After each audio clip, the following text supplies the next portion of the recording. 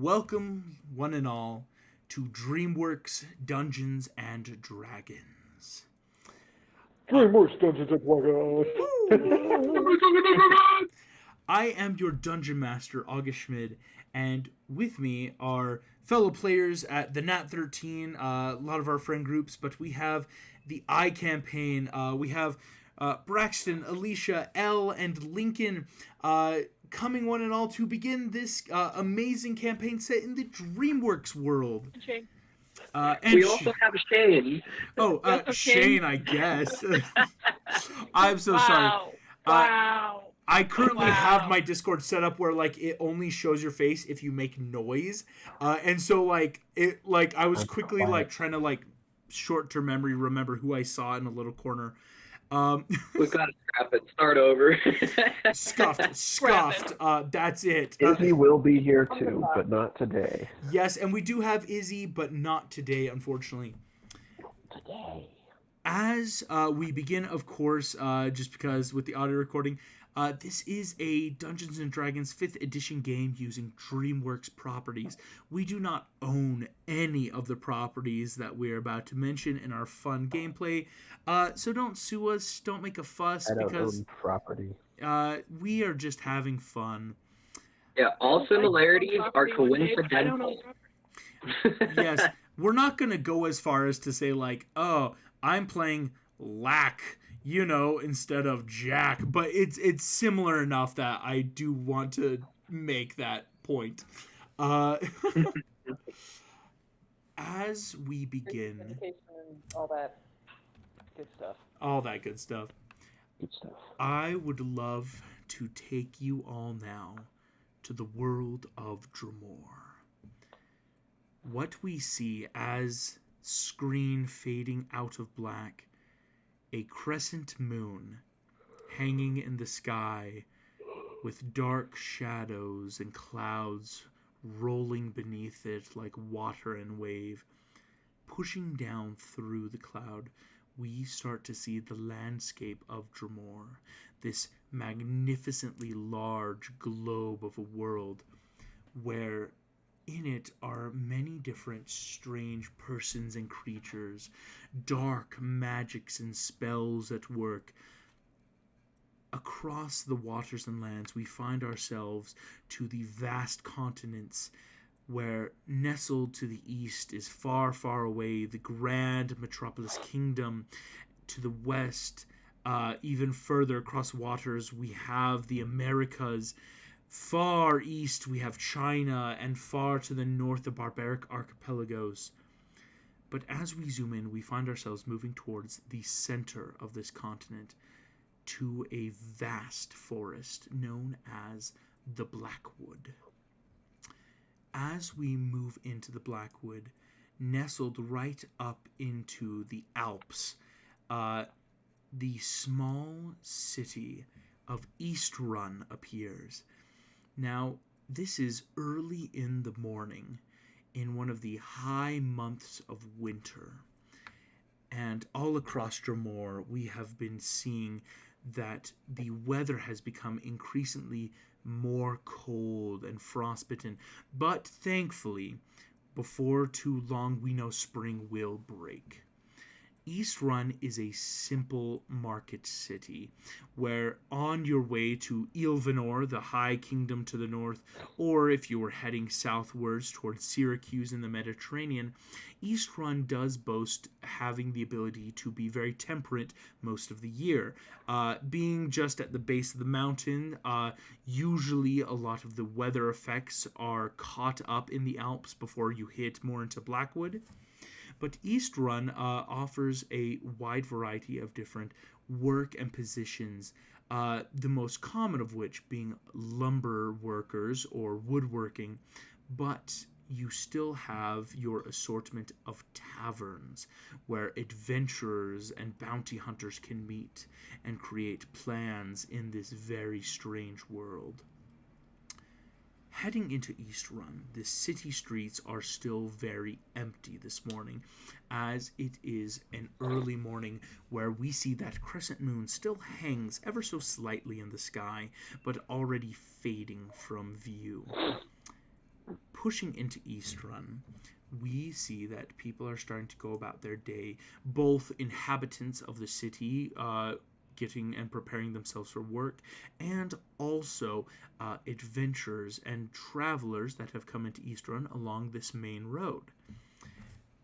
We're now going to start by rolling just kind of a pure random 1d5. Doesn't really exist, but thanks to technology we can roll it to see maybe who we begin with. And that is a 1. As we see the camera starts shifting and moving along this road, we're going to be introduced to a bit of strange creatures. But Braxton, would you be so kind as to maybe describe what do you think your character looks like this morning, and maybe what are you up to here in East Run? Like, what's kind of your goals for the day? Okay. So RJ, he is the size of a raccoon. So, for all intents and purposes, a normal person, if RJ was running around as an animal, he would look like an animal. Anyways, I would say he's probably wearing some sort of cloak for warmth, but also to cover up the stuff he's carrying. And I would say in the morning he would be coming out of the forest to find food, really, to sneak around. So, hopping from limb to limb, getting onto rooftops, crawling up the sides of buildings, going around. Probably find some sort of tavern, try to sneak in, and sneak some food if possible. I'm definitely not going to pay for it. So yeah, if you want me to make any sort of rolls or whatever, Yeah.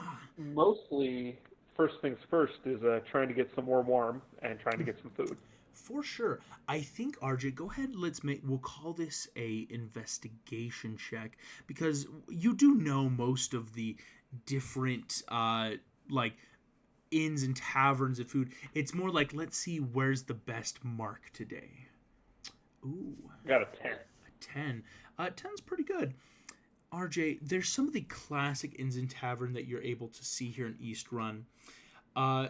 Most of the stuff right now, you do see there is a classic tavern you've probably hit before that is called the Chicken Bone.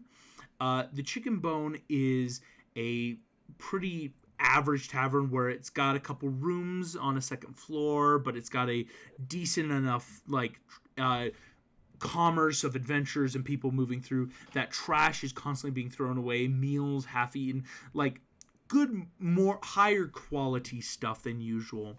And you notice that none of the usual owners or workers or patrons are out at the Chicken Bone yet, and you could probably start grabbing any of the food you need.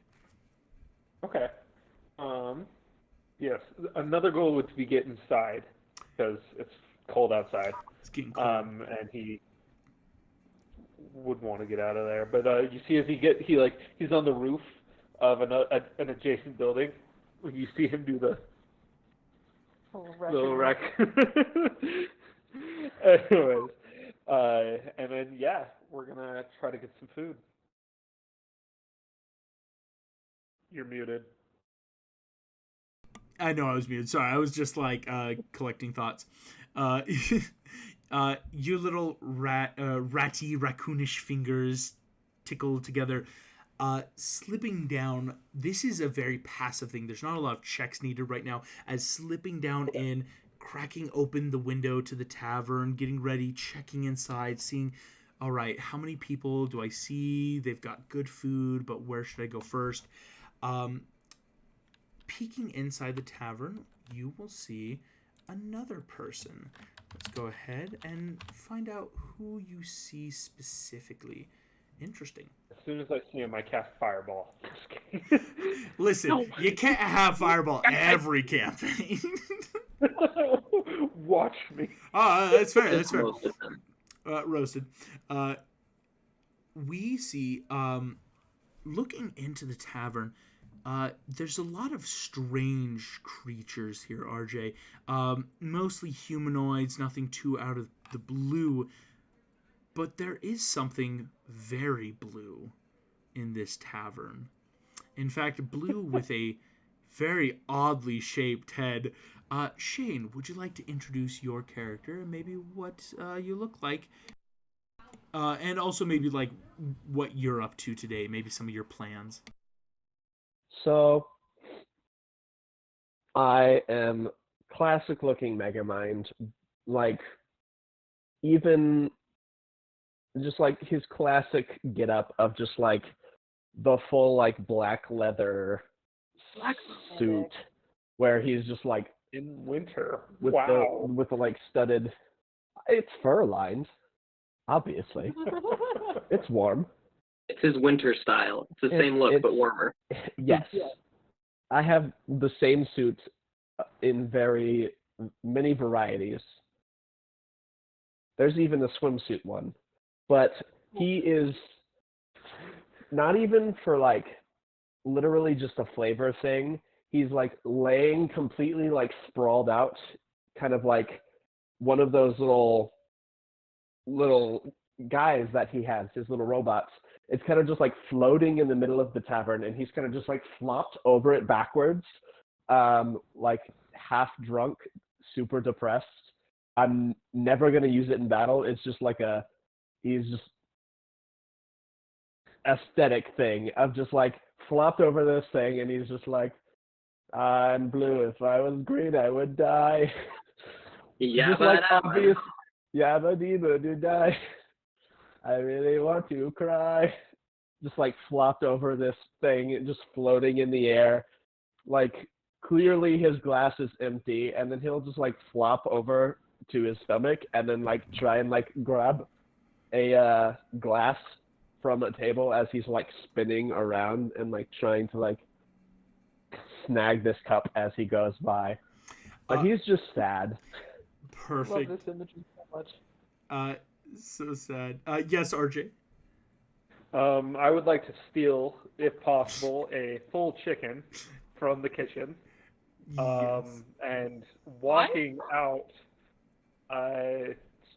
from that area, having successfully pilfered a full chicken, like a rotisserie chicken, like as I'm walking by, I'll just like offer him a chicken leg.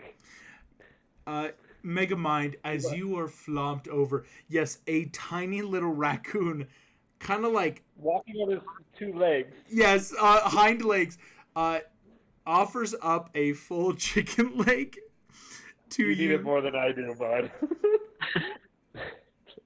Thank you, small bear. You just pick up this chicken from a full raccoon. As this Whenever is, they say you're not trash, oh my even if you're a panda. I appreciate that. I love it so much. You are blue. As this happens, RJ, you throw up a chicken bone. Immediately, just like take a quick bite. We see there is another patron though that would be able to view this interaction. Also, not your traditional looking human. A rather large, imposing figure is seated here in this tavern, it seems. And as our camera kind of like wide shots out, starting to capture and put into focus, Alicia, would you like to describe maybe what your character looks like right now? And what your kind of plans are for today, or what you're doing right now? Sure. I think Jim's got his cloak up because probably by the time he leaves it'll be sunlight. So he's just kind of hiding in the corner because he draws a lot of attention, and that's not ideal. He's just kind of people surveying. Megamind is of interest. the tiny raccoon walking on legs and speaking in English is of interest. The chicken is of interest. Jim, we didn't talk about how we were going to flavor this, but I think I'd like to just have him like breaking pieces off of the glass and eating them, because human food is not a thing for him anymore. I love it. Crunching, just like... he's just like kind of just observing. It looks like this. Yes. Yeah. Yes. Black Eclipse armor always, it can't come off. So just, cover as much as he can with the cloak. Hide in the corner. Glass chip. It is a full, like, eating glass as a corn chip, just that... crunching it down, starting to break off another piece. Jim, as you're surveying this... Jim! Jim? Harkening back to Disney. Oh. I know, you keep saying Jim, and I want to look at him. I know, right? I didn't even realize. It's going to take me a while, too, of just like, okay, we have RJ, we have Jim, we have Megamind. You could hit him with a junior. And yet, it's more, like, to be fair, most of the times it's like, you'll either have someone be like, Jim Lake Jr., or Jim. There's, like, no in-between. James Lake I'll call Jr. you Puddle. Okay, sorry, what was your question? Oh, no. I was just saying, because, Jim, as you would be sitting here kind of watching this, you're probably going through a lot because you know your patron told you to come to the Blackwood. This is not a completely out of the blue journey. Indeed, there was supposed to be further instruction, one might say, about what you should be doing. And yet, once you've arrived, you've yet to hear of any messages, whether through arcana means or dreams or visions. It's been rather quiet for the past day and a half, and so you're probably starting to wonder, like, what's going on? So what I would ask, Jim, would you want to be making either an insight check, maybe like, do I know what's going on? Or you could make a perception check in that, like, do I want to start, like, as you're viewing this, like, let me start really thinking of the town around, like, am I missing something? Yeah, I would like to do that. Excellent. Let's do some insight. Oh, that's not good. Or perception, which Perception is also equally as not bad. good. Mm-hmm. It fits for the character. Hey, that's pretty good. It's actually really nice. Jim, your patron isn't one to reveal all of their cards, so to speak. Indeed, most of the time, this is the usual, as it's been for some time in your life, where certain tasks, small things will come in. You get the feeling, though, it's having seen two of these creatures, it's early in the morning. You see a small little raccoon giving a full chicken leg to a big old blue guy. That's got to be important somehow. Yeah. My little heart thinks of Not Enrique for 5 seconds. Sorry, Not Enrique is the best character in the show. That's my personal opinion. And RJ is giving Not Enrique vibes. Right, that very like, oh, you're just a literal trash panda, but you're not a troll, you're a raccoon. Yes. As you watch this, Jim, we see that, of course, indeed, there are other people entering in and around the tavern. Oh, that's the wrong command.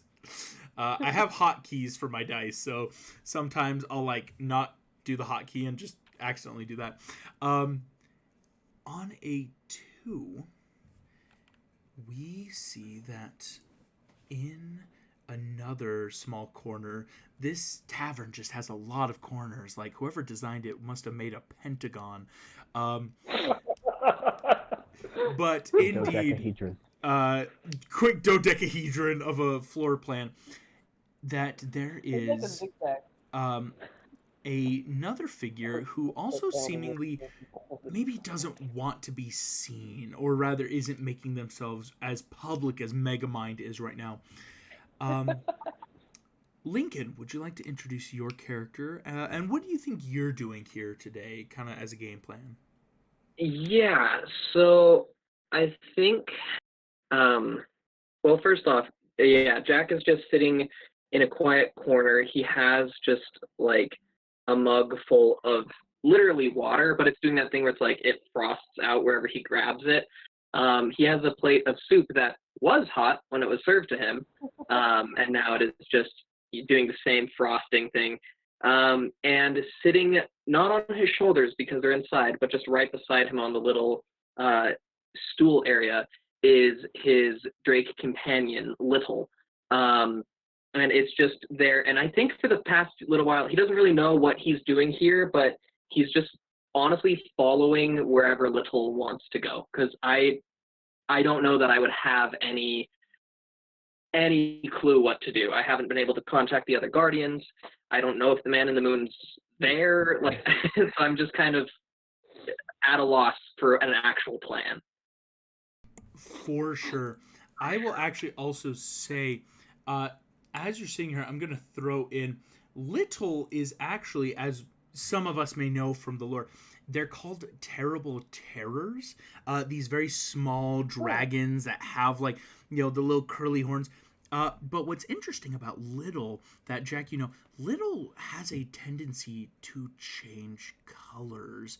And indeed, Little is more than what meets the eye sometimes.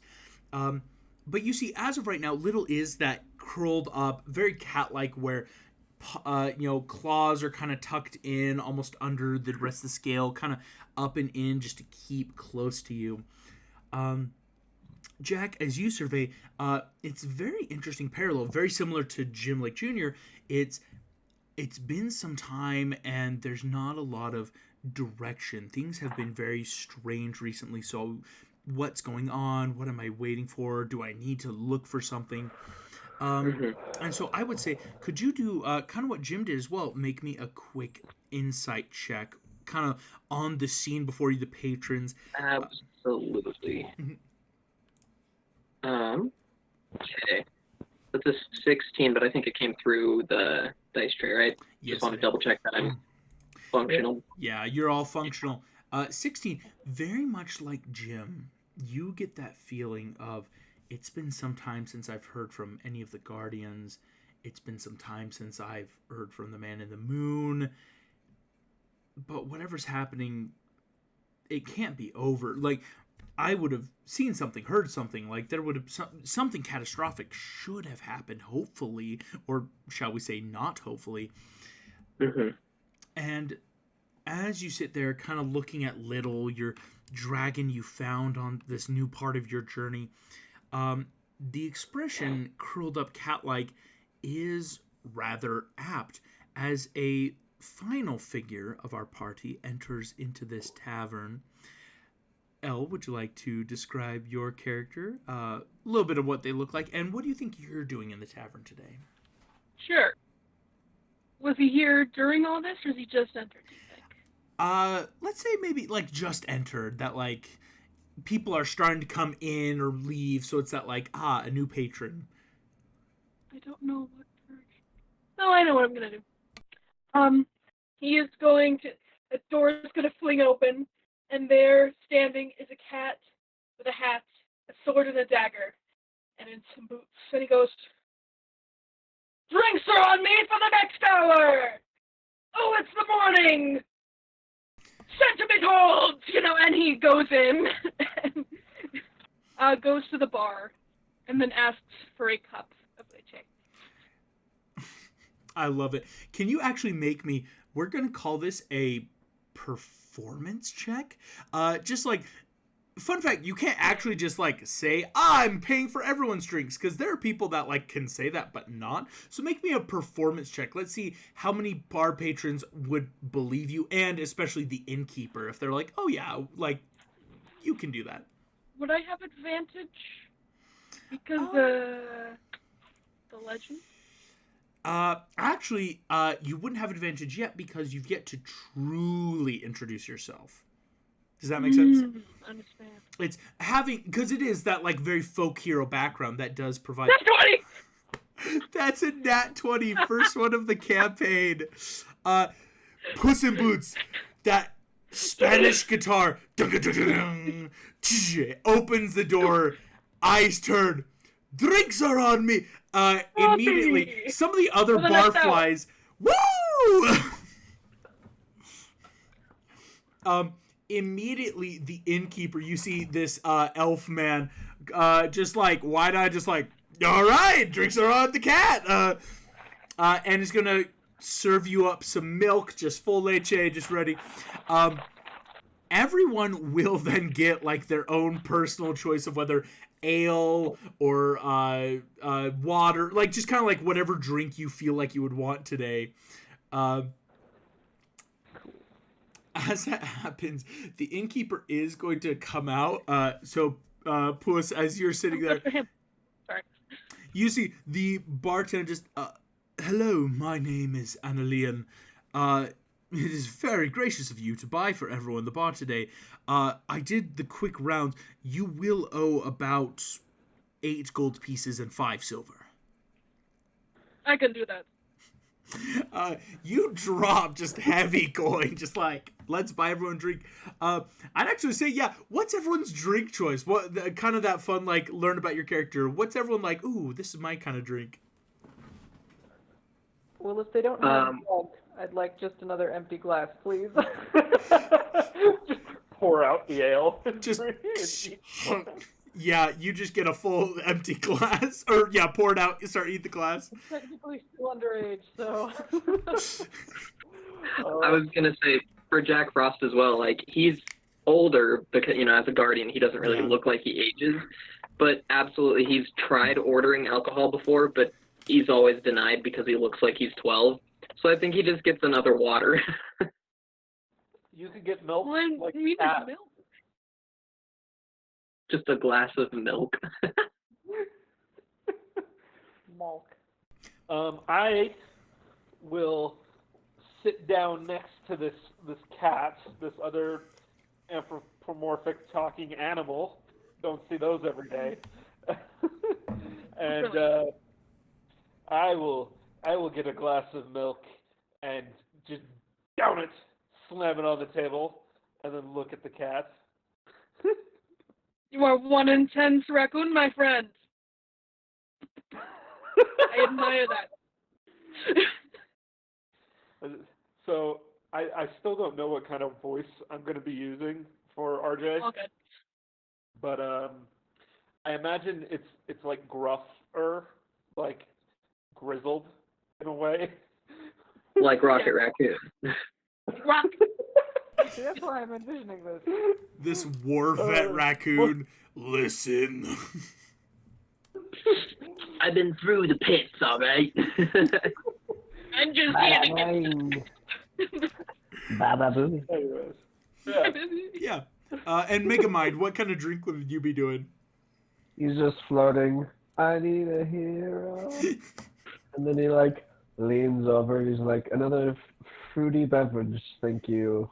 And he gets one of those just like fancy looking fruit drinks with like the so you were the bulk of the cost. big old cups. Just like orders those out the wazoo. Just like, give me fun colors differently every time. It's the margarita yardstick that everyone sees in the restaurant. They're like, oh, well, that just looks fun. Like, now I want to order it.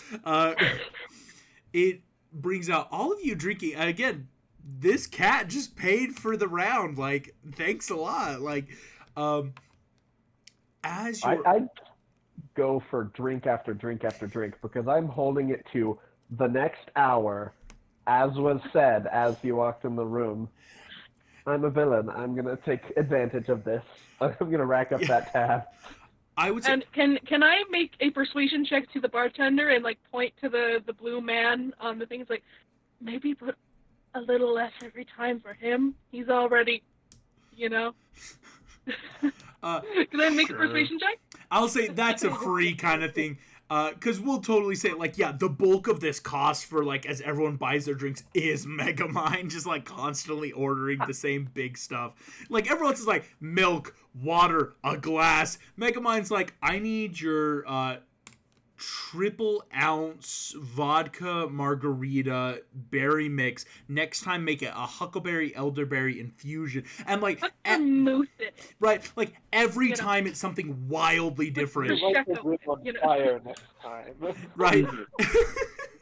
So, as you're all sitting there getting drinks, Megamind's starting to run up this, like, tab. I think as the party is all kind of sitting here, you would notice there are people that do move in and out, but mostly they would either be coming in to, like, buy a quick meal in a room or head out. All of you would have that kind of passive perception to notice that the five of you are not leaving, if that makes sense. Like, no one has immediately, like, I'm buying a room or I'm heading out. What I would ask then is, can everyone make me a perception check? I will say, though, for Jim, Jim Lake Jr., you would be rolling yours with advantage for a reason you're about to realize. I rolled a nat 13. Are we still doing that? Oh, yeah. I do something, it's kind of fun on the nat 13, where if you roll a natural 13, there might be something to happen. Oh, Jim. Oh, no. That was bad. That was bad both times. That was No, it's okay. I rolled so bad. No, I rolled a nat one. Fine. Yeah. I got a 6. Could I also roll for little? I would say, actually, you wouldn't be able to roll for little yet, if that makes sense. Your dragon companion, this is something perceptively that only the five of you would be able to notice. For reasons you'll start realizing, little won't notice this. I gave myself disadvantage because of how sloshed I might be. So I rolled a 5. I think that's perfect. Yeah, Megamind, you are just not doing well, my guy. All of you are in this bar, starting to notice each other, seeing the small notice of, like, okay, none of us are leaving. On a natural 13, Puss in Boots, would you rather hear what's about to be noticed, or would you rather see what's about to be noticed? Rather smell it. I feel like it would make more sense for Puss to hear because of, like, cat-like hearing kind of a thing. I like it. Yeah, Like that heightened perception. The ear kind of flicks back as cats do. You know. Puss, being the only one... oh, no, RJ, you got an exact 12. So, RJ, you would hear this, too. A strange, ethereal voice seems to whisper across the frozen wind, maybe coming in from the open bar door. Awake. Awake and know the coming of the Lord is nigh. Well, that's just cryptic. Is that I look over Moses? to my new friend, like, kind of with the same, seeing the same concerned face of, did you hear that? What? Do we have to rub sheep's blood on the door? Yeah. Oh, no! Somebody is playing Moses. I will say, everything in Immediate DreamWorks is PPK. canon. Everything's Would canon. Puss know about that? Because he was raised in Spain, which is a heavily kind of Christian-y nation. Very Catholic. Again, in this world, it's very much like there's a God that... I'm not being blasphemous in this campaign towards any religion, so it is just known as the Lord. Like, this idea of there is a one God that certain people worship, but totally different names and stuff. As this happens, though, I would like the five of you to make me Constitution saving throws. RJ and Puss, you may make this with advantage. Oh, Jack Frost, you can also make this with advantage for a reason you're about to understand why. Oh, well, good thing, because I went, well, 14's not bad, but it's a 19 for my higher roll. as this happens, the last thing, Jim, as Jim Lake Jr. sitting here, you do not hear that phrase, but instead, the reason you had advantage, your patron is about to whisper arcanely in your ear. Now, this is a very physical voice, almost as if the mouth were right beside you. You hear, "Pay attention. My instructions will be made clear." And Jim, kind of that like, what was that like? But you miss the big message going on. Going through Jack Frost, that was a 19. Jim, that synthetic 20, well done. RJ 13. Megamind 8, and Puss an 18. All of you now watch as your eyes and the world around you start changing ever so slightly. Like watercolor or paint dipped into a liquid, certain colors and images start to blur with each other, shifting around, forming and disforming, making physically impossible shapes and colors, until, after but a few moments of this, everything seems to be black. What I would ask is to start off having the highest Constitution saving roll. Jim, you're in this black space. Everything seems very empty, but your memories are going to come into play a little bit here. Jim, what do you think you would consider yourself to be standing on? Kind of like that if you're in a dream and it's like, well, I know I'm standing, or I think I'm somewhere. What do you think your mind is kind of like filling in a gap for you right now? Probably grass. Yeah. Grass somewhere. Most likely a forest.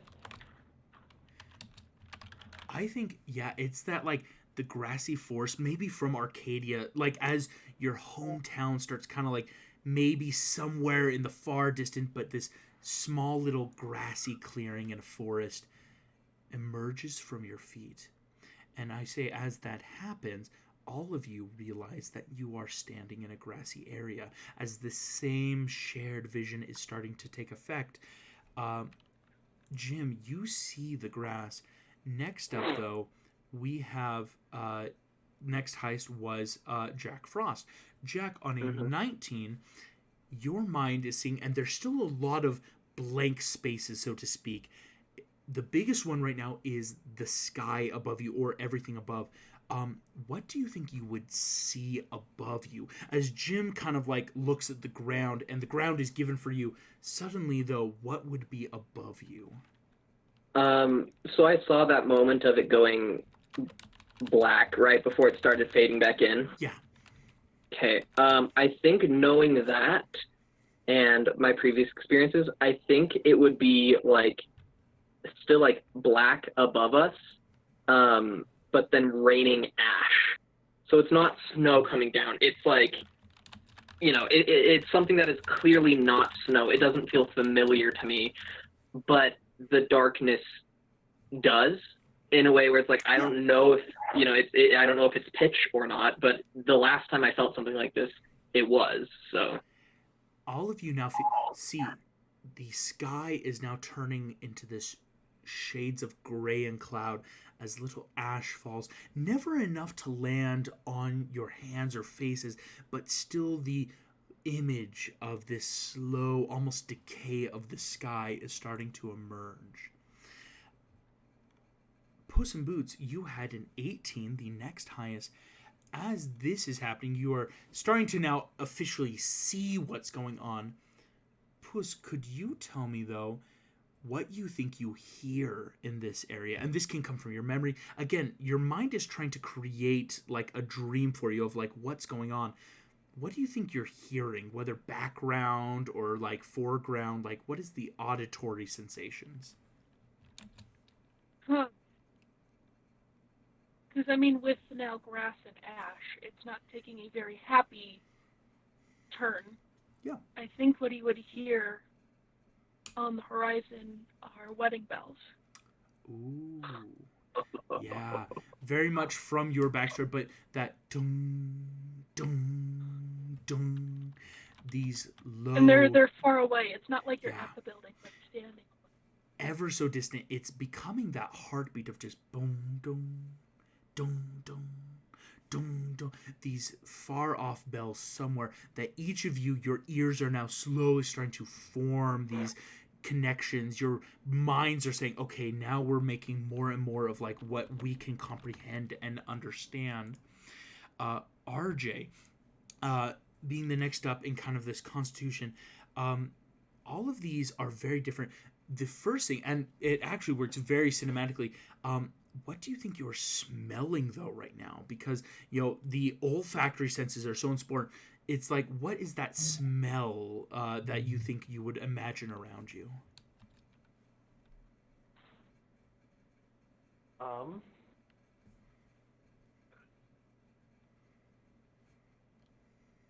I'm not sure. Probably maybe the smells of like burning, if not a little like chemical smell, like a Yeah. pesticide kind of thing.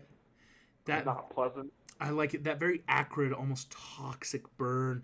Not enough to like make your nose or body like hurt, but enough to understand and comprehend like this is not natural. That smell, RJ, yes, having from being around the world, you have smelled these kind of things before from cities or people, and now all of you are starting to recognize that that same scent is slowly coming into your nose. This subtle acrid and smoke. Um, as finally Megamind, uh, now with most of these senses, one last important one, there is still to be found the sensation of touch. That even though you are standing on grass or staying, we never really notice this, but your skin and body, there's constantly those feelings of either clothing or temperature. What do you think you're feeling right now physically on yourself?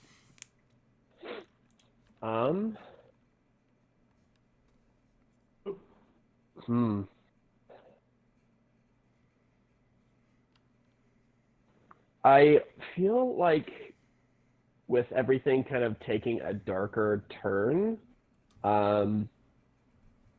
it would kind of just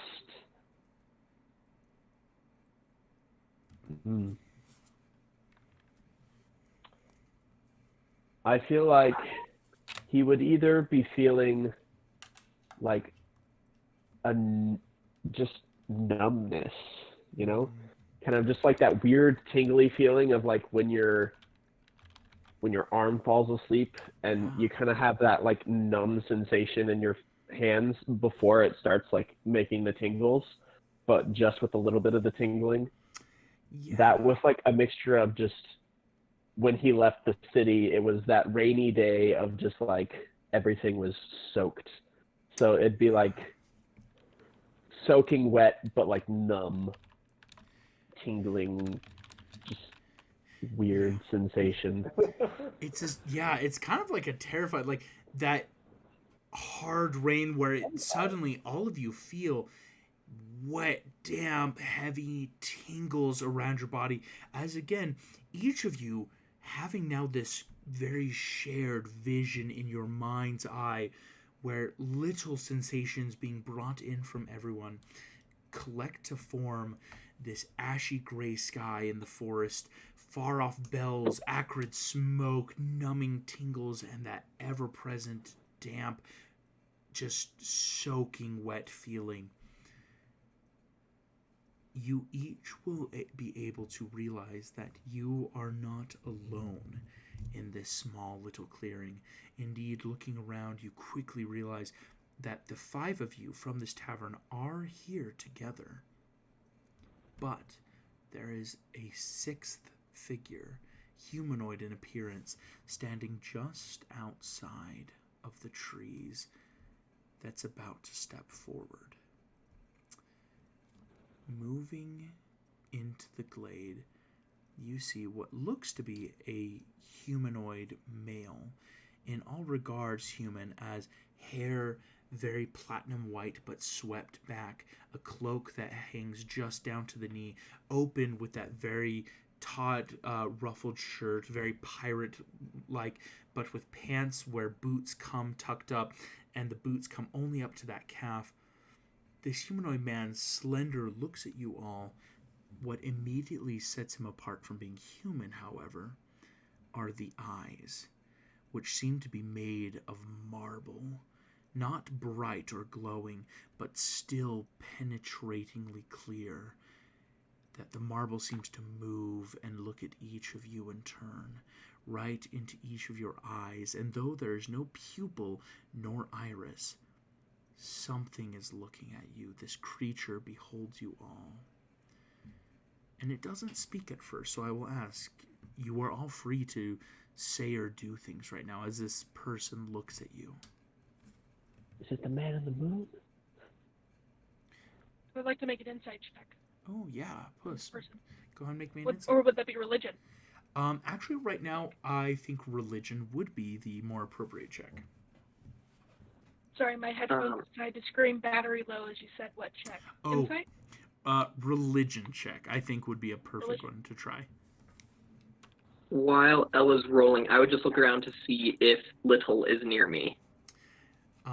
You look. Little is not near you. Though, based on your sight, somewhere in your mind's eye, that kind of passive Little still is near you, but not where you can physically see them. Mm-hmm. Puss on a 5 for religion check. You don't know what this creature is.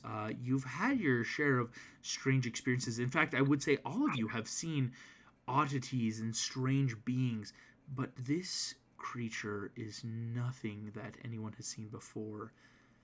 But as it speaks, Jack, you recognize the voice.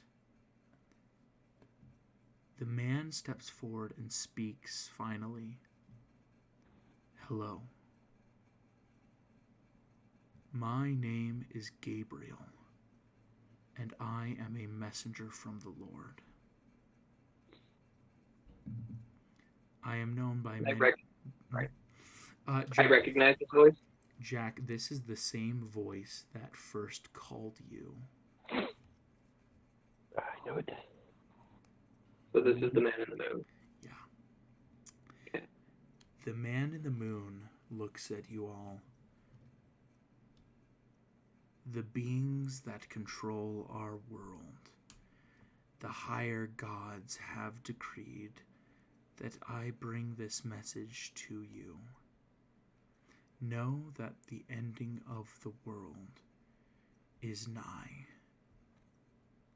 There is much to occur, but that you individuals, and at this point he starts looking once again at each of you, each have been deemed worthy to be saved.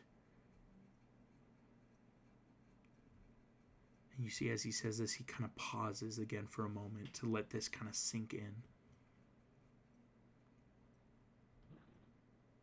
Saved how? Jim, as you say this, he kind of slowly looks, eyes look at you. You shall be saved by these powers. The comprehension of how is difficult for mortals to understand. Know that in your present state, all of you are not ready to survive the process. Puss kind of raises a paw and goes, what of our loved one? You see the being... Can we not bring them with us? The being looks at you. You may help others to be saved.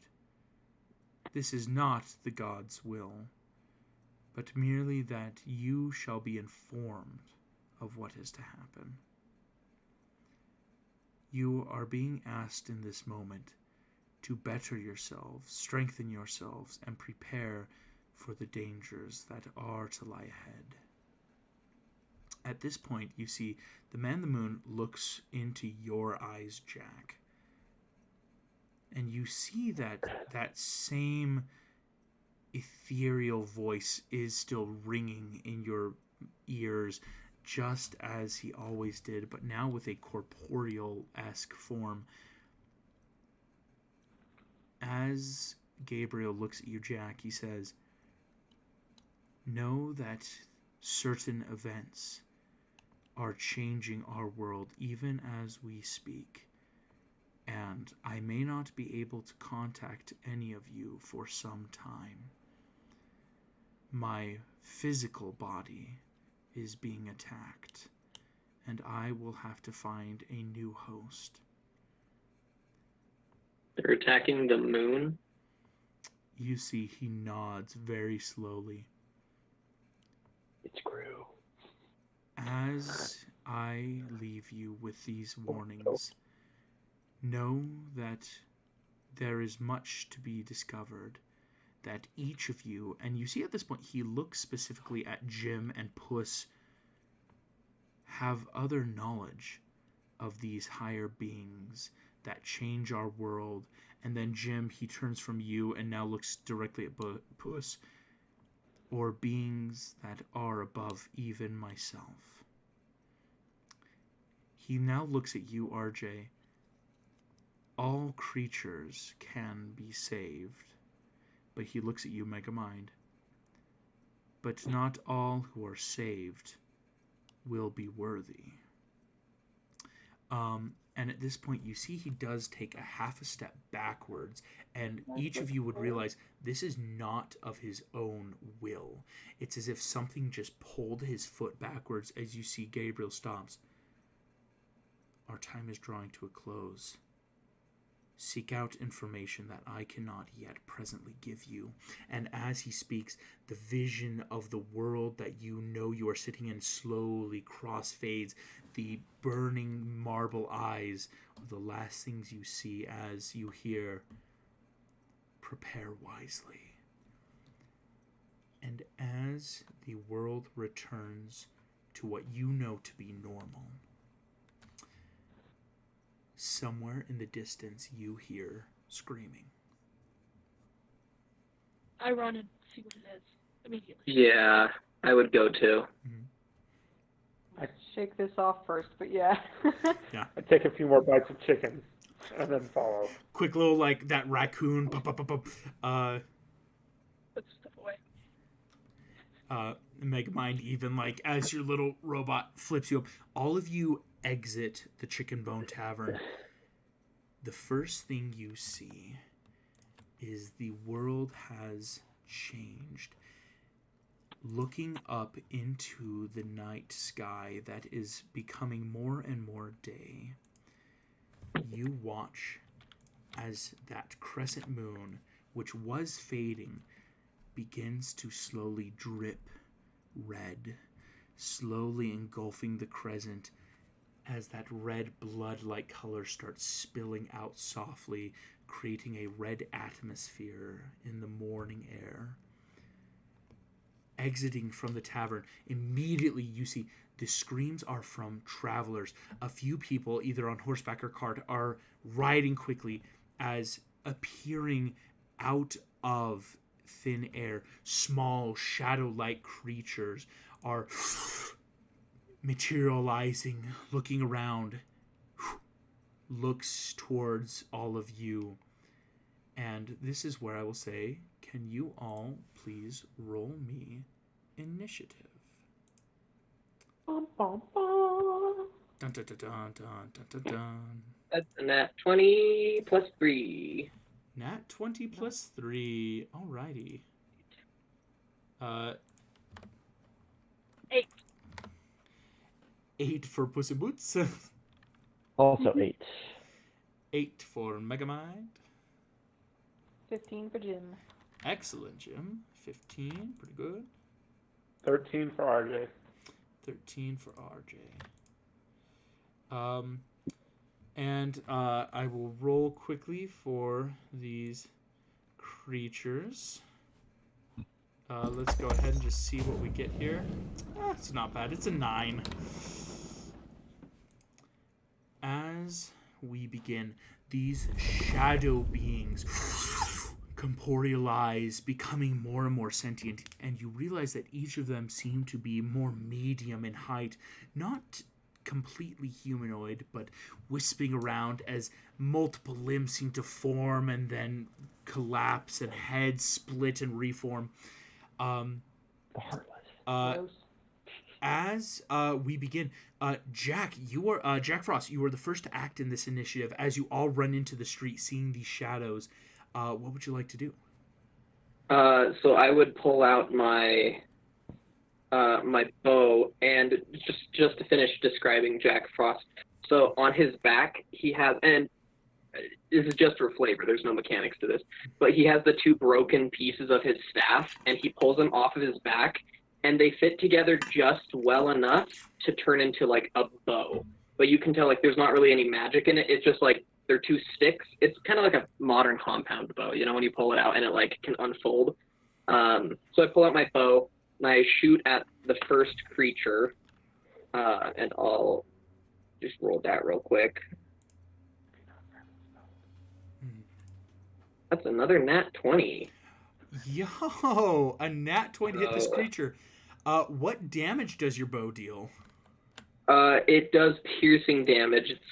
With the crit, it's going to be 2d8 plus 3, and I'll just roll that now. Go ahead and roll that, as this creature is taking the first ever of our critical hits table. So I did 12 points of damage to him. 12 points. You see this first creature kind of in the pack takes the 12. It does have to 6 as skimming just across the shadow. It kind of makes a hole in its body and recloses. But even on 6 points damage, it does look hurt. Jack, would you quickly make me just a d20 roll, though, to see what ill effects you have also offered to this creature? Yes. The 15. 15. This creature, you realize, even though the hole opens to try to let the arrow pass, it does not completely close, as it now has a festering wound that somehow your innate magic has singed across this creature, and it may be losing hit points every so often. Might not totally help this combat, but it's entirely possible. Jack Frost, you take this quick bow attack. Jim, that is your turn. And I will say, bonus action. Oh, you have a bonus action. I'm so sorry. Yeah, I'm just gonna holler at Little to take a bite. So sorry, the way that they have the the companion setup's kind of weird. So these are all gonna be custom rolls, but I promise I'm adding my actual stuff to it. And no worries, So I took it. Yeah, so it's +3 plus my proficiency bonus to hit. So just a d20, and then it'll be +5, whatever this is. So that's 19 to hit. 19 will hit. All right, and then it's a d6 plus my proficiency bonus, and this is piercing damage as well. Mm-hmm. So that's 5 more piercing damage on that same creature. The same creature, and then that's my turn. Takes 5 halves, is now looking very discorporate as shadow starts leaking and etching back into the shadows of the alleyways and bins and benches around you. What we would know as bloodied. Well done, Jack, as slamming in, keeping this first creature already looking hurt. Jim Lake Jr., that is your turn as this kind of grouping of shadows have appeared. Excellent. I'm not so sure that Jim wants to attack right off the bat. I mean, the first place his mind goes is, the sky's going dark. Morgana's talking to me. She promised she wasn't going to do the Eternal Night. This looks an awful lot like Eternal Night. Yeah. So, is it, like, possible to multitask here somehow and, like, just try and start a conversation with Morgana and try and, like, call her on her crap? Like, hey, is this you? Because that's not cool. Yeah. Go ahead. Make me an Arcana check to, like, open up a communication, we'll say. Hey, God, is that you? It's me, Jim. Oof. That's a 9. A 9. A 9 isn't great, so you're not going to get a lot back. Like, you know you're sending something. Again, that kind of link that she set up is like, there. What the crap, lady? you just hear, "Patience, our deal still stands." And so you don't know entirely what that means, but to some extent it's like, okay, this isn't the eternal night. All right. Well, this is yeah. Okay. Well, that's a step up. All right. For sure. I can join the action then. Thank you. Excellent. Yeah, Jim, it's a smart thing of like, let me not attack. Let me make sure this isn't like bad scenario. Jim, as this happens, that will make RJ your turn before the shadows take their turn in the initiative. RJ, what would you like to do? How many of them are clumped up fairly close to each other? Like, let's say within like a 5-foot area. Yeah, in a 5-foot area on a scale of 1 to 6. 6. All of them have just appeared in about the same 5-foot area because they have all emerged and are starting to spread out. Because we haven't hit their turn, Okay. They haven't moved. Okay, I'm gonna cast Ice Knife and hit the one in the most center. Sick. And go for that. Excellent. Go ahead and roll to hit. Where's that at? 21 to hit. 21. Well done. 21 for sure hits, meaning all of them are going to have to make... Oh, geez. I will actually say, before we even make the dex saves for the others, RJ, you skim across some of the frost that has built up, twirls the ice knife, and cuts this creature in half. It is gone. Okay. The others will make dexterity saving throws now, just to not get hit. Here we go. First one got a 19, is looking fine. Second one got a 22. Jeez, this third one got an 18. One of them got a 10, which is going to fail. And the last one, yikes, got a 16. Yikes. So a couple of them are going to half damage, but one of them, the like next kind of in line, is going to take the full damage. Okay, that's 4. 4. Each of them take, and you notice that they are taking the full damage, it seems, or at least the one that you hit. The others seem to take just a little bit of damage and start looking a little hurt as ice sprays in that very frost icicle pace pattern and shatters. Okay. As far as movement goes, RJ, he's going to climb up the nearest building, just kind of like get on the roof. Excellent. And try to look inconspicuous. Excellent. That climbing speed helping out right up into the building and be like, don't look. For sure, that will make the next, that is the shadow creature's turns. Well done, RJ, though. Taking out that first one is already gone, and the rest all now taking some damage. They are going to rush forward. One of the shadows is going to try to get up the building, RJ. As you see, it like tries to climb up. It doesn't seem to be very good, though, at climbing. And on a synthetic 2, doesn't get up the building, and you are completely fine. The rest of the creatures, though, are going to try to rush and attack. One of them is going to attack each of you as characters. So, Jim, as you're standing there, a shadow rushes up to hit you, and a 13. So here's the thing, Jim, I don't think your AC is 13 because you do have your armor. I think we forgot to give you the basically plate armor you would get for free. Yeah. So... Should have 18 at least. You should have the base 18, so a 13 does not hit you. I realized that like right as I rolled it and went, ooh, wait, Jim, you're wearing full armor. Yeah, because isn't it like 11 right now or something? Yeah, it's that like we forgot to equip it. That's on me. Like, respectfully, my stone is made of skin and I have armor that can't be peeled off my dead body. Yeah, right. It's not like, you're good. The shadows, let's see. One's going to attack Puss in Boots. That is a natural one. Puss, you just like backflip over this one as it tries to rush. Jack Frost, that is a 21 to hit you, though, my friend. That rushes you. Bummer. And finally, Megamind, a 12 to hit you, which does not hit. Megamind, you kind of like your little robot companion leans you to the side as Shadow comes in. So that's only one hit from these shadows.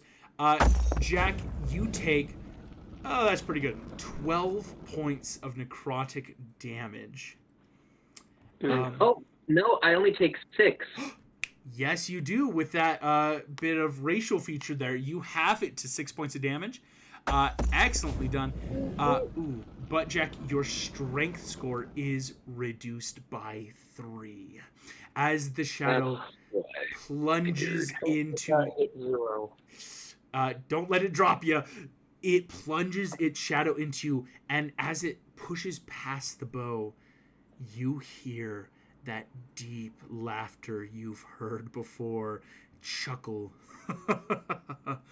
Thank you for your cowardice, Jack. As none of you hears Jack, even you don't for a moment think you heard it, but the shadow doesn't make any reaction as pushes its arm inside of you and then draws back out.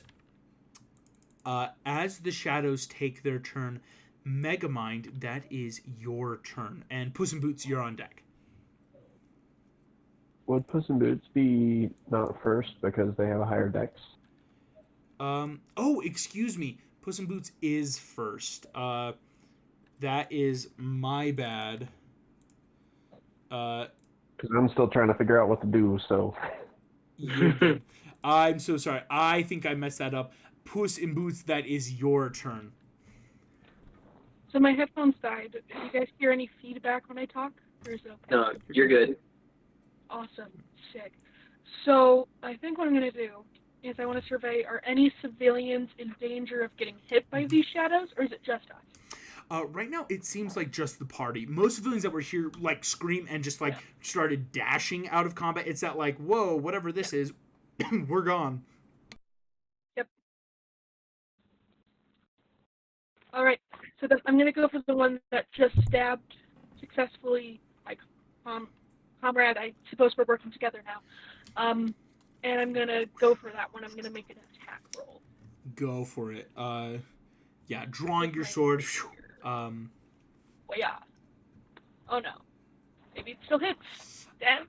A 10, you go to stab as the shadow passes cleanly through your blade. Puss, you do not hit this creature. And I go, well, that's not playing fair. You know, that is not playing fair. Yeah. Puss, as you miss the creature, that it kind of like turns and looks at you. Shadow spins around. Megamind, that is last initiative. Your turn, my friend. What would you like to do? Wonderful. How far away are all of these shadows from me? Currently, there's about 2 of them within reach of you, just like right now. As they have like just appeared, and so it's that like just appear, and so there's about 2 right next to you. What about within 15 feet? Up to 15 feet would be the other 4 that are here, you know, because there's about 1 for yourself, Jack Frost, Jim Lake Jr., and Puss in Boots right now. So, being half drunk, not knowing these people, and kind of being a villain, he wouldn't really care for many people at this point. Oh, no. He would cast Thunderwave. Oh, no. Right in the middle of the group. Very fair, though. Cast Thunderwave. That's going to be everyone but RJ would have to make a dexterity saving throw then. Which I feel like he would be fine with because the one who gave him food is not in the danger zone. Right, it's that like, hey, the And like he's the only person who like, oh yeah, I have sympathy for that tiny bear that's on the roof, but other than that, I don't know anyone. Gotcha.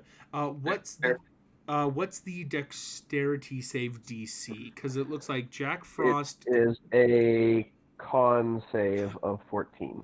a Constitution save.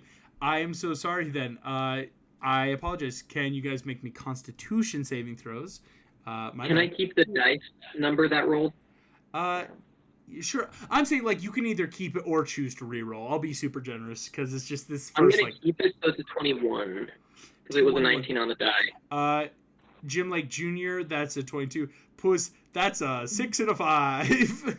So I mean, I only rolled 4 for damage. So 4 for damage. it's not Yeah, like- so low stuff. So Jim and Jack, you both takes 2 points of damage and just kind of feel that boom, very sonic push outward. Puss, just flipping and flying suddenly press through the a air. button on the Press the button. It's like, you know, like across the button feet. that Uh, activates a sonic I blast. will make one roll just for the shadows, just kind of as a whole. Hey, that's a 7. The shadows will take 4 points of damage for each of them. Mega Our Mind. 2 spells have done a total of 8 damage. And they're all 10 feet from where they were. And yes, push out, kind of giving, it's really nice giving the party breathing room so they can't just keep attacking. The shadows all look pretty hurt now. One of them that was trying to go get RJ is looking really messed up, actually. As this happens, Megamind, kind of finishing up that turn, that brings us back to the top of the order with Jack Frost. Yes. So did that kill any of them, or did that just push them all back? Pushed all back. Okay. I'm taking another shot, probably at that same one that I hit before. Yes, it's the one that like is now chasing RJ because the other one RJ killed. 12 hits exactly though, Jack Frost. Well done. All right, so I'm shooting at it, and as I'm shooting, I call out to Little and have him. It's infused strike. Its reaction. So I get add an extra d6 of its damage types.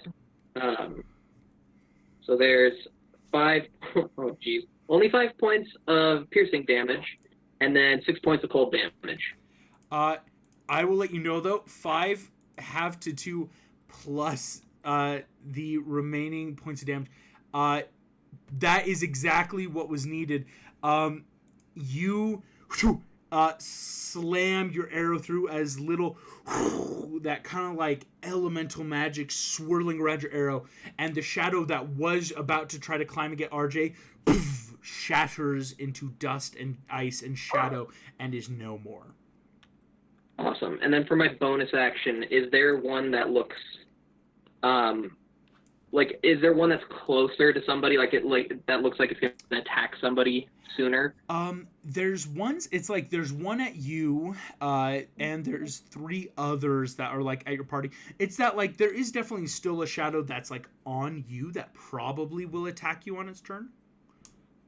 Okay, then I'm going to have Little take its attack on that guy.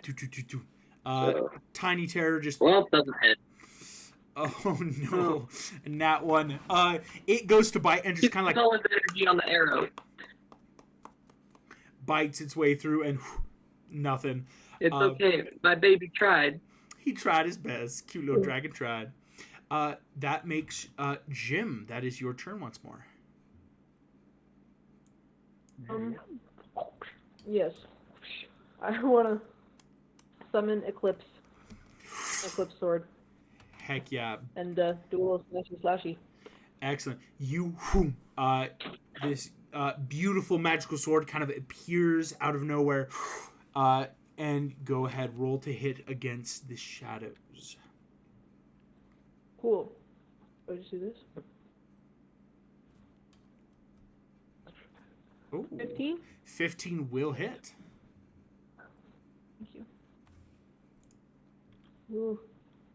9 damage.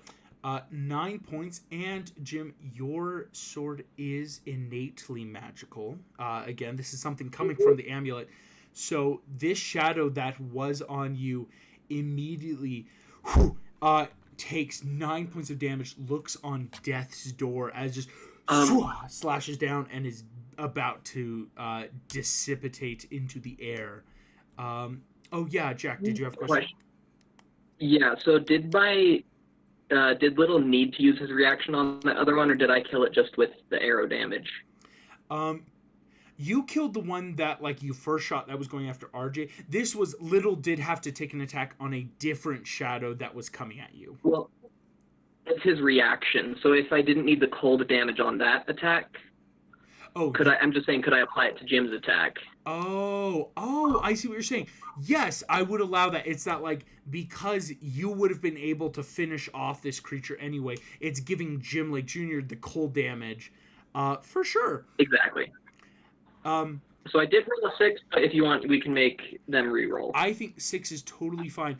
Jim, you are about to bring down your sword as you do that full pose, and ice and frost suddenly swirl up your blade, and poof, the shadow you are fighting is dead completely. We love it. Excellent. Well done, Jack. Excellent thought. Yes, let's use my reaction to give someone else the cold damage. That is only 3 shadows left. As Jim's slashing down through this one. RJ, that is your turn then. I just don't have much. I will go ahead and cast Chill Touch on the one that looks the most hurt. Though I think they're all equal at this point. I guess, is there one in melee range of any of my allies? Right now, because Megamind did get that successful Thunder Wave off, technically they're all 10 feet away from most allies, which is helpful. I would say Aside from Puss. Oh, aside from Puss. So there is one right up next to Puss in Boots. Because they both went 10 feet away, yeah. Yeah, I'll go ahead and try to hit the one attacking Puss in Boots. Excellent. What's the saving throw it has to make? It's an attack roll. I rolled a 13. Excuse me. For some reason, I was thinking of a different cantrip. 13 hits against this shadow. Okay. And then that is going to be 5 points of damage, and if it's undead, which I believe shadows are, it has disadvantage on attack rolls. Excellent. And cannot heal. 5 points of necrotic damage. So whereas it's important to note, the damage it is immune to, but it now has disadvantage on attack rolls and can't regain hit points. So that hand pushes out again. Shadows leap off of your little raccoon hands out against the shadow. So it has disadvantage and can't heal. Heck of good stuff. RJ, and do you want to stay on the rooftop or do you want to like keep moving around the battlefield? I will get, I'd say, another 20 feet away. Still with the vantage point where I can see stuff. Gotcha. So kind of like leap onto a different rooftop, just giving yourself some range. I'm at least 40 feet away from the nearest enemy. Gotcha.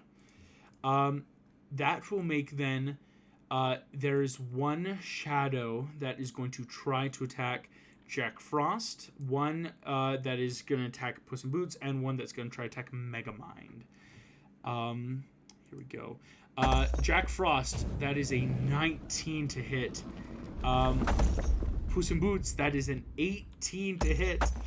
Megamind, that is a 19 to hit. Oh, but the one at Puss in Boots, thank you, yes, is at disadvantage. Oh, no, that is a 22. Yikes. I tried. And try my best here. As the shadows are going to deal... Cutting words, the one who did me. Yes. Oh, wait.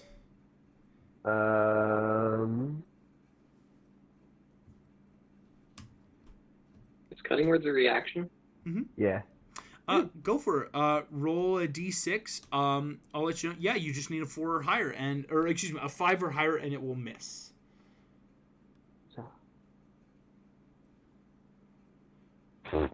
That didn't roll at all. Oh no! It looked like it just dropped as a 1. Oh no! You watch. That will be. I tried. 9 points of damage, which will have to 4 for Jack Frost. 9 points of damage to Megamind and Puss in Boots.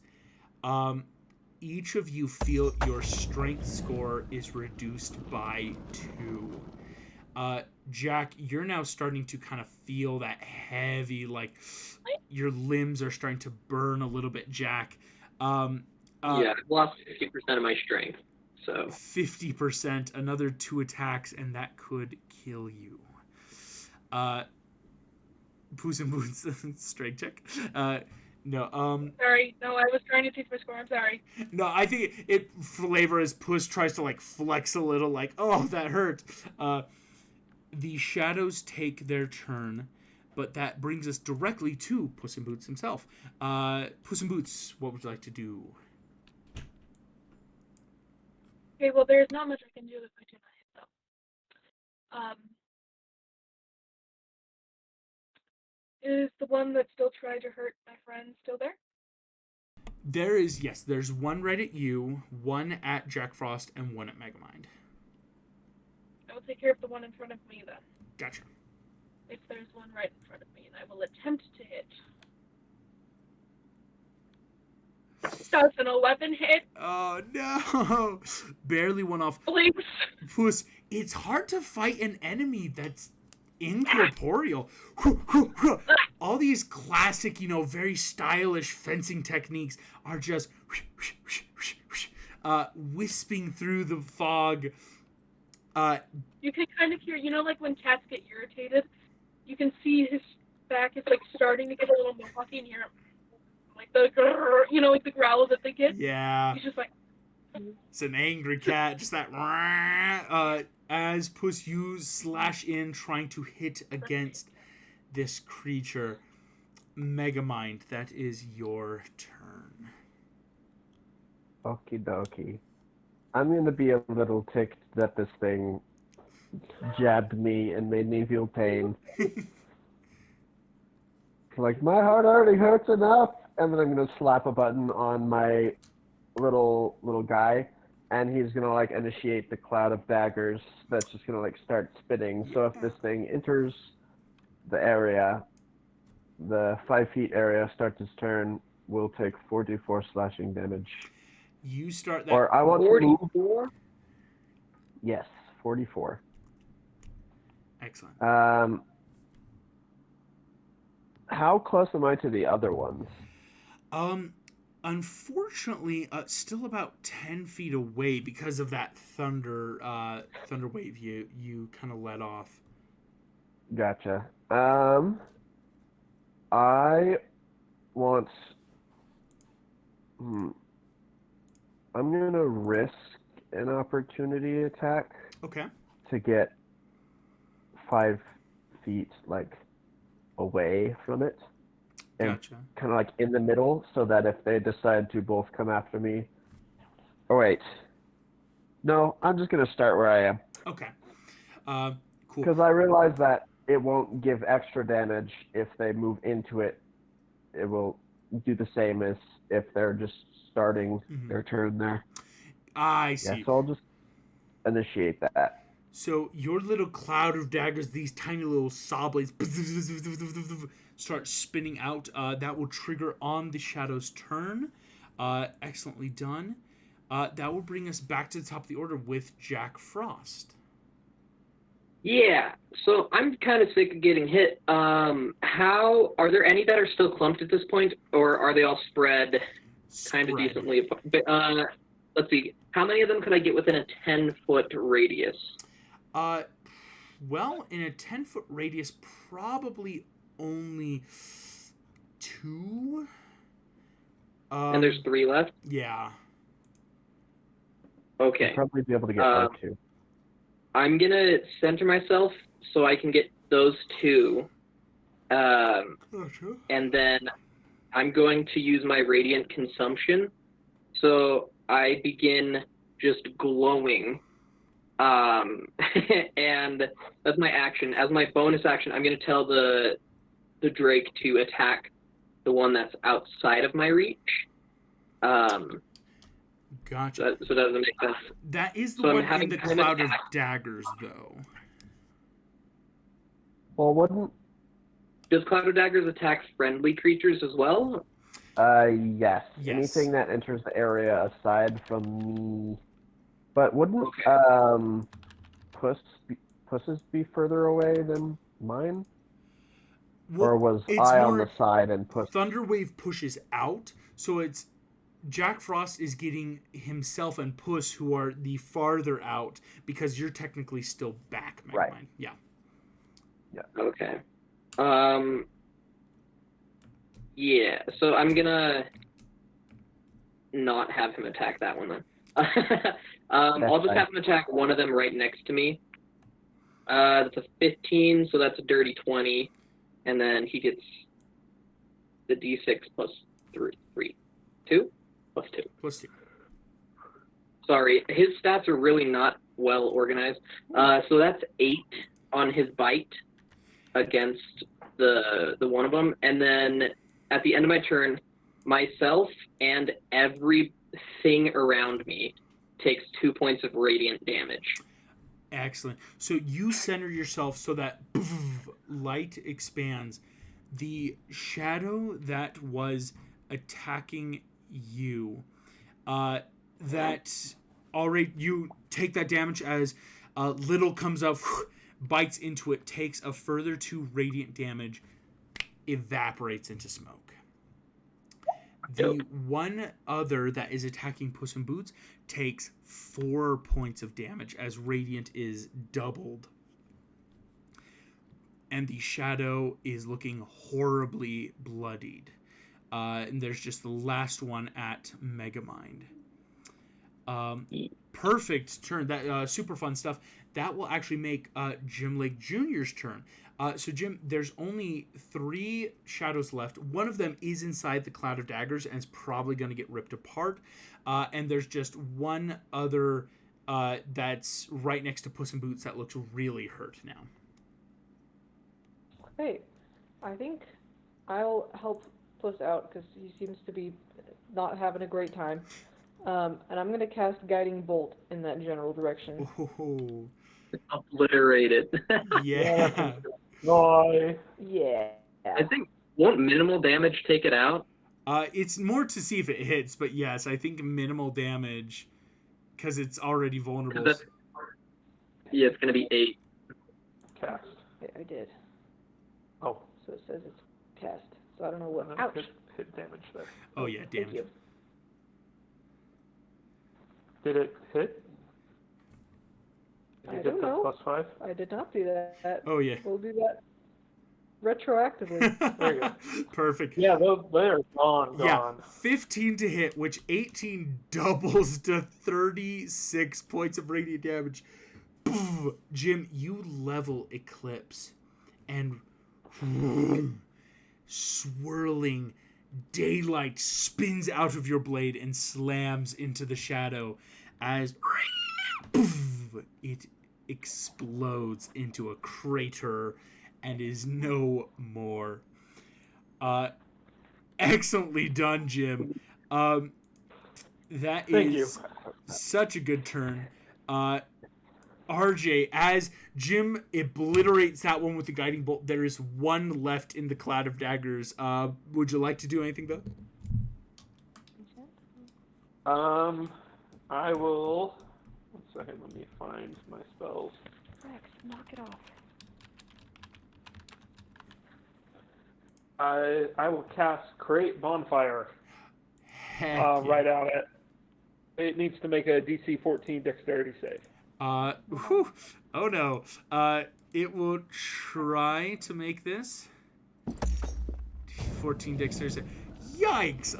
That's a 21, I guess. I guess. Okay, so that's 7 points of fire damage. Oof.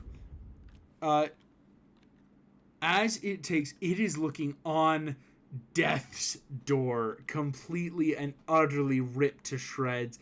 Fire is purely burning away any shadow as it just simply cannot stand up to this daylight and fire and everything happening.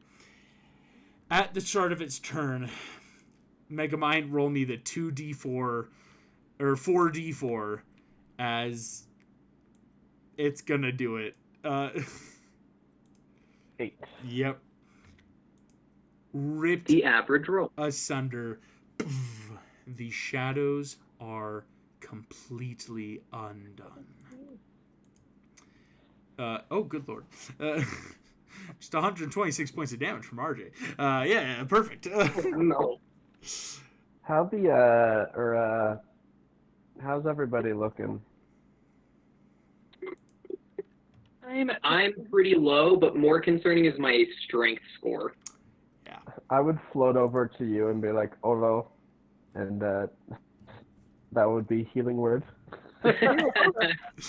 Hola. Jack, Olo. for sure. You heal up. And that's 7 to you.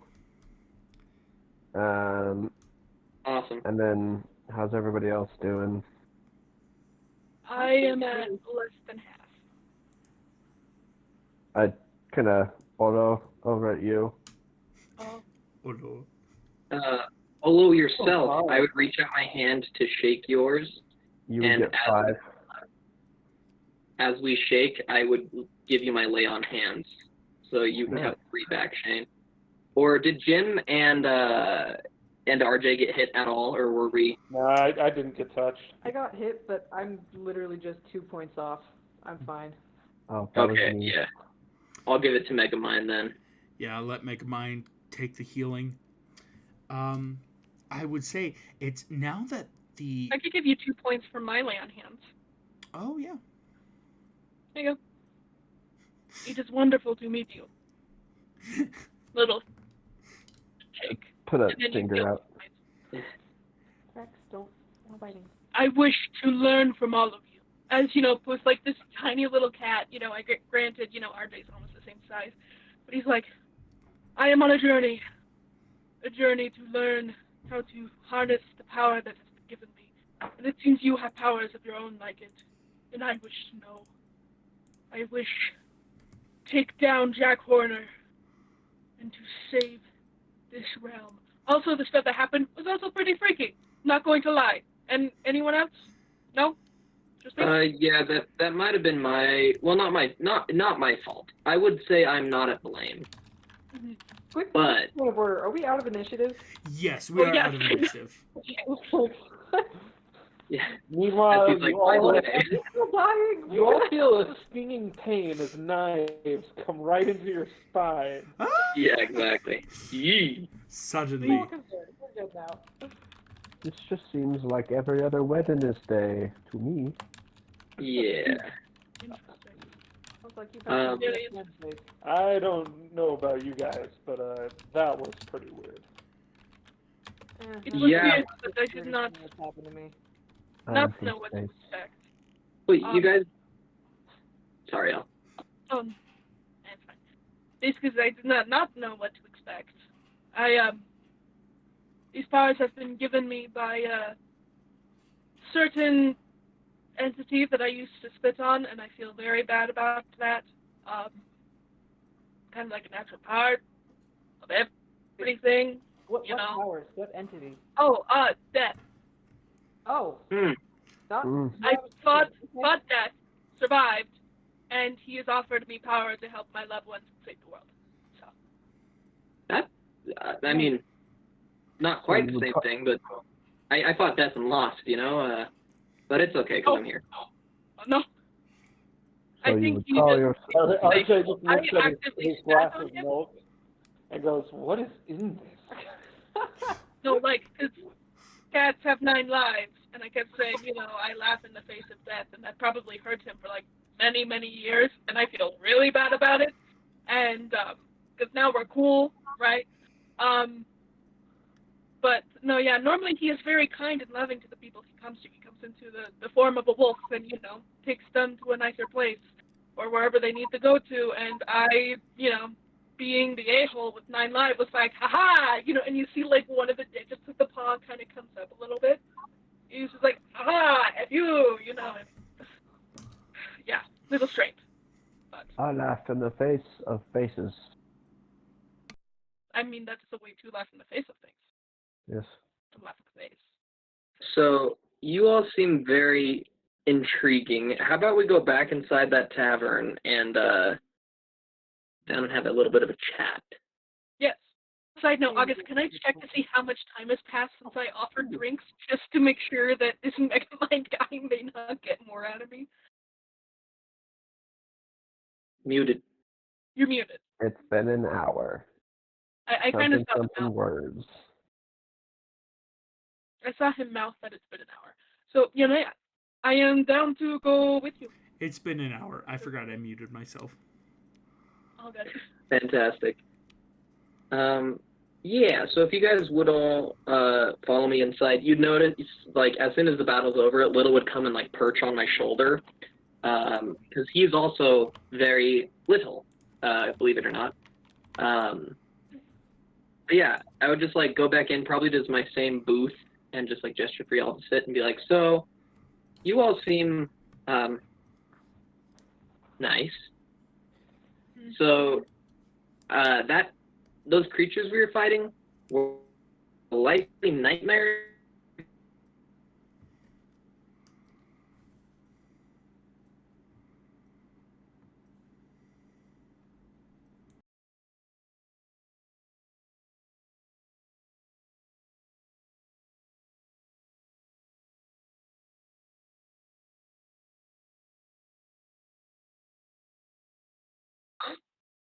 I don't know him, but you do?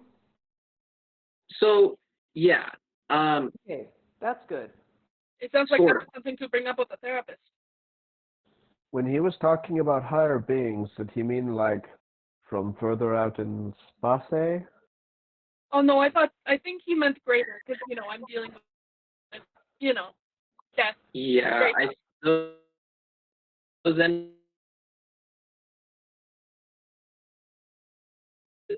Hmm. Yeah, that checks out. Does Yeah. anyone want a chicken? Drinks? Yeah. Sure. I'll take a Maybe water. more substance? Maybe a chicken?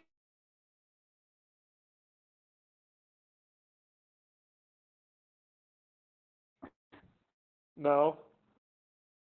I'm gonna sneak in the back and come out with three different.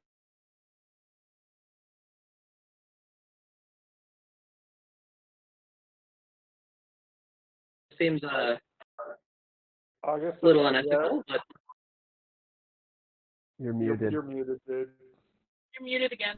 You're good. I was letting that kind of play out. I was just interested to see what would happen. What I would say is, as you all in this booth, taking kind of inventory now, thinking about the strange words that this man spoke, the intricate bleeding of the moon, and maybe what this holds for your futures. I think that this is the perfect place to end tonight's session before we go too late. I would just say thank you all so much for playing. Thank you all for listening, and I will see you all next time. Goodbye. bye-bye.